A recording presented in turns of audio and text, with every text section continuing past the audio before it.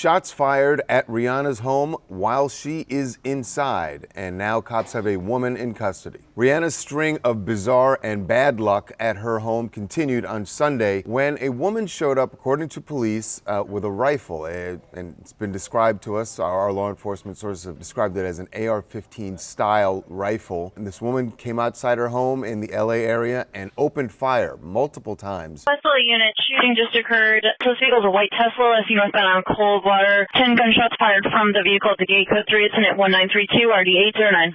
And Rihanna was home at the time. She was inside. She was not injured. No one was injured at the home. But the woman who fired the shots stayed on scene, apparently, because cops were obviously called immediately after the shooting. So the woman who was taken into custody is 35-year-old Ivana Lisette Ortiz. She's been booked for attempted murder, which really ups the game here, because this is not going to be something where the person just goes into the system and then they get let out on a much lesser charge. Clearly, authorities are taking this very seriously because she fired so many rounds at Rihanna's home. Thankfully, as we've said, nobody was hurt, but the attempted murder, that is a big deal, and right now she's being held on $10 million bail. This is the latest in a long string of just bizarre incidents at Rihanna's home here in the LA area. She's had multiple break-ins, burglaries. She's had stalkers showed up there. She even had someone show up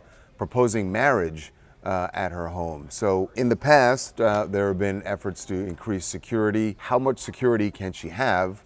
We don't know what the response is going to be at this point. She does have security on the grounds, and they have intercepted people in the past, but this time it was LAPD that showed up and took this suspect into custody.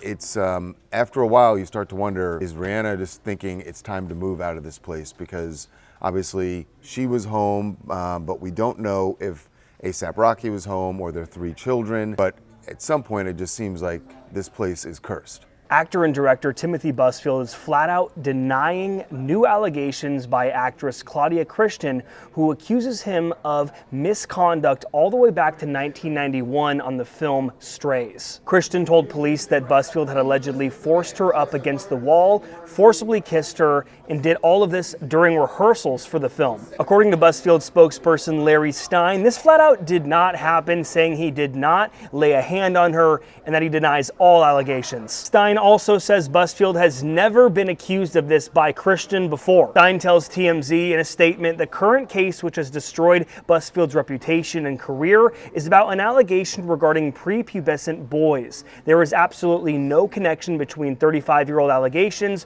regarding an adult woman and prepubescent boys. This comes as Busfield's upcoming child sex abuse trial is set to begin in New Mexico, which could feature explosive testimony from several past accusers. Prosecutors filed a witness list that includes 4 people who previously accused him of sexual misconduct. One woman claims Busfield sexually assaulted her when she was 16 during an audition at Sacramento's B Street Theater, which he had founded. Prosecutors say that she reported that he had kissed her, put his hands down her pants, and touched her privates, and allegedly begged the family not to go to law enforcement if he received therapy. The alleged incident happened about 25 years ago, and her father is also expected to testify. 3 additional witnesses stem from alleged incidents in 2000, 1993, and 1991, including a woman who says that he was aggressive and made sexual comments during an encounter. Make sure to stay tuned and we will keep you updated as more information is released. Doja Cat is clapping back at Timothée Chalamet over some controversial comments he made about opera and ballet. So Doja is responding to Timothy's comments he made last month on a sit down with Matthew McConaughey. Pretty much he said he wouldn't want to work in ballet or opera to keep the industry alive. He continued on saying that no one even cares about the industry anymore. So Doja wasn't having it. As you know, she used to be a dancer before she had this fame as a rapper. So in her video, Doja Cat immediately threw shade at Timothy. She started off by mispronouncing his name. Somebody named Timothée Chalamet